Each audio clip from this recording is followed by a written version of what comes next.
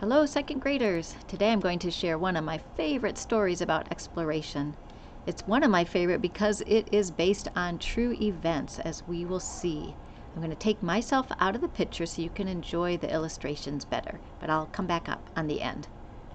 Okay, I hope you enjoy this story.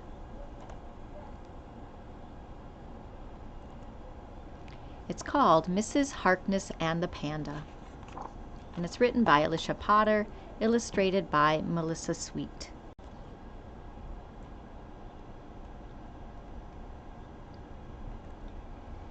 In 1934, Ruth Harkness had never seen a panda bear. Not many people in the world had.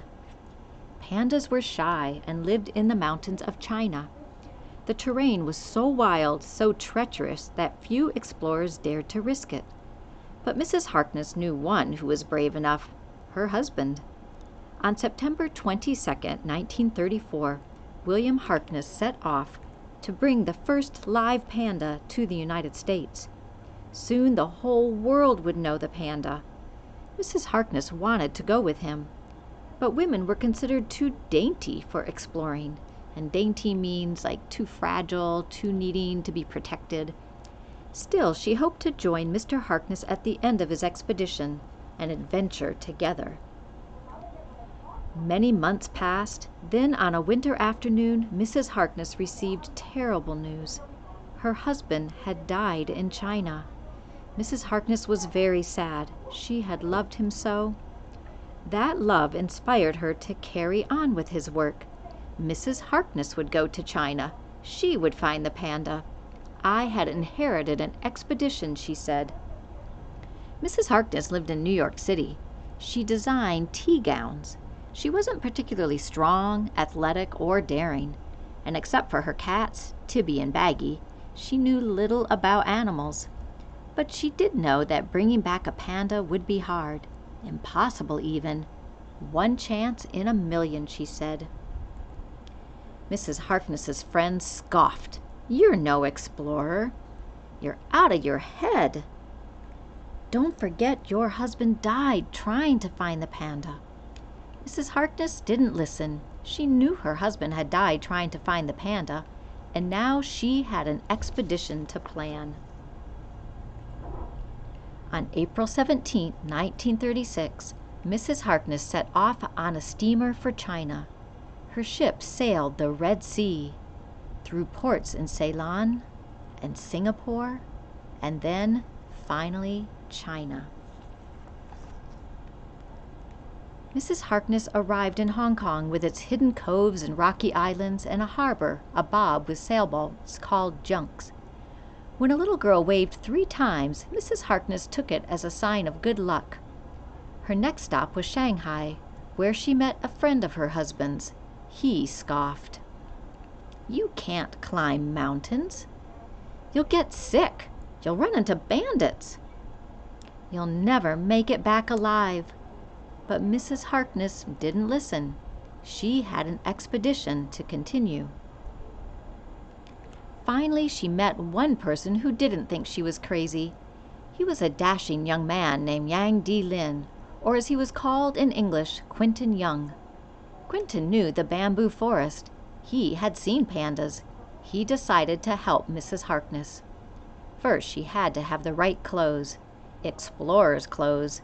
A tailor cut Mr. Harkness's clothes to fit Mrs. Harkness. A fur-hooded parka, woolen underwear, riding trousers, slacks, shirts, and an old tweed jacket. Next, a shoemaker cobbled down a pair of Mr. Harkness's bulky boots to fit Mrs. Harkness's little feet. They probably had 2 pounds of nails apiece, declared Mrs. Harkness. So back in the day, they would use nails to give it tread. And those funny-shaped pants, those are called jodhpurs, and those were specifically made to ride a horse, where you'd need to be be able to move and be flexible in your hips area.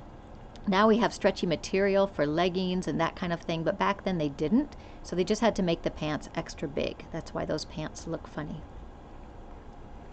Then she and Quentin packed, and packed, and packed. They packed maps and sleeping bags, medicine and rope, wire and flea powder.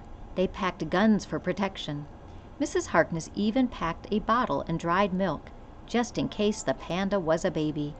They packed 22 pieces of luggage. Late at night on September 26, Mrs. Harkness and Quentin set off to find their panda. They sailed for 2 weeks up the golden Yangtze River. They reached Chungking and then drove 300 miles past rice paddies and water buffalo and tiny hillside farms to Chengdu. Mrs. Harkness hired a jolly fat cook named Wang. She hired 16 men to carry the 22 pieces of luggage. She kept on moving. Although not always on her own 2 feet, sometimes Mrs. Harkness rode on a contraption called a wagar. But she did some walking. When the heavy boots blistered her feet, she traded them for rope sandals like the ones the Chinese men wore. The journey was so rough that Mrs. Harkness almost cried. Still, she didn't turn back. She had an expedition to finish. Near a ruined Buddhist temple, the expedition met an old man with wild gray hair and no teeth named Lao Tang. He told Mrs. Harkness and Quentin that he knew where to find Bichon, the Chinese word for panda. He would take them there. And one day they climbed, scrambled, and stumbled for nearly 30 miles. They pitched camp. High in the mountains, the men set traps to capture the panda alive. They found panda droppings, but no pandas. They discovered bamboo stalks that pandas had crunched, but no pandas. They saw claw marks on trees, but no pandas. On November 9, 1936, Mrs. Harkness and Quentin and Lao Tang climbed 1,000 feet in the snow to see if any pandas had wandered into their traps. None. Mrs. Harkness cursed the wet bamboo that soaked her. Then, up ahead, she heard a shout. "What is it?" she cried. Quentin. "Beisheng," he said. Mrs. Harkness struggled after Quentin through the damp branches. Quentin stopped at an old dead tree. From the tree came a whimper. "Ma, ma." A baby panda. Quentin tucked the baby in his shirt, and he and Mrs. Harkness slid and staggered back to camp. Good thing Mrs. Harkness had packed that baby bottle. Mrs. Harkness named the wriggly furry bundle Su Lin. It means a little bit of something very cute. Mrs. Harkness had accomplished her husband's mission, their mission. She hastened to return to America, but first she had 2 very important things to do. She scattered her husband's ashes in the Chinese mountains, and she thanked Quentin, her guide and friend, who had made the dangerous but exhilarating expedition possible. She gave him a carved gold ring to give to his fiancé. It was her wedding band.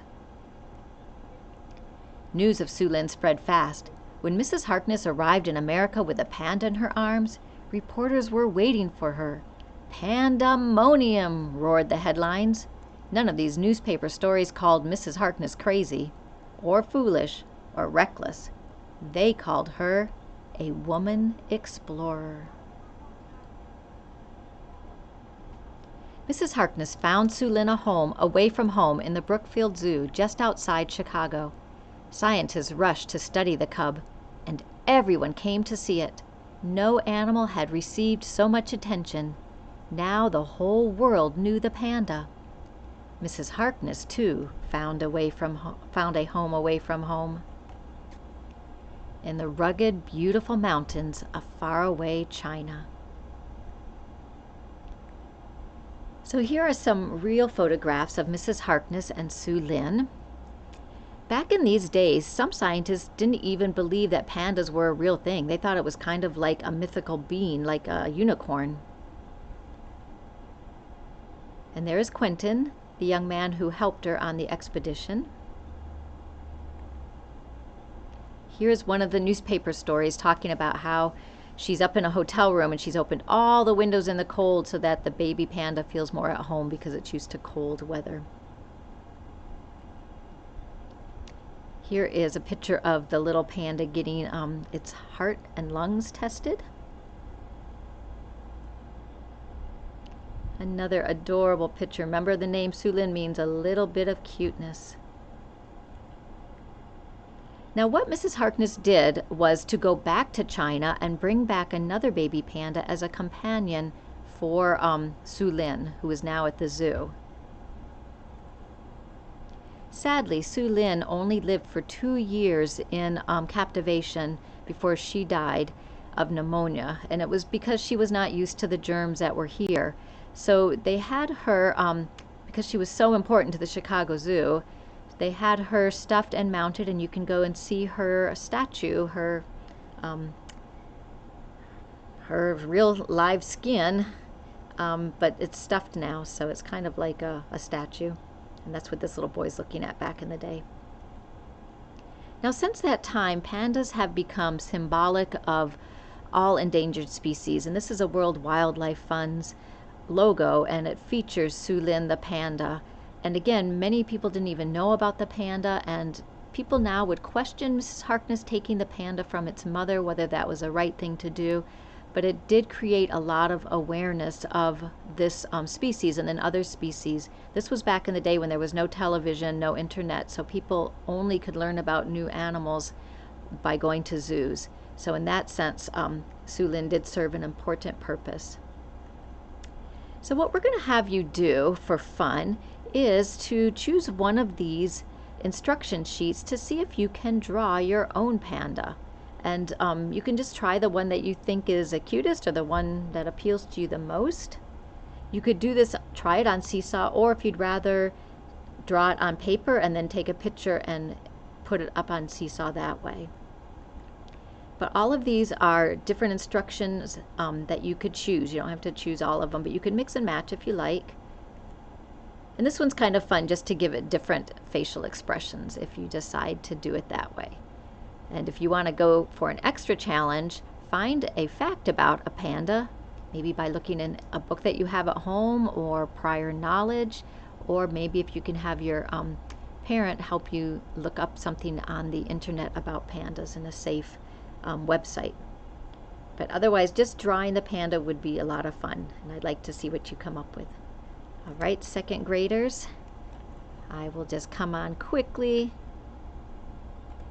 to say goodbye, and I can't wait to see your panda drawings and to have you back in the library next week. All right, see you later, taters.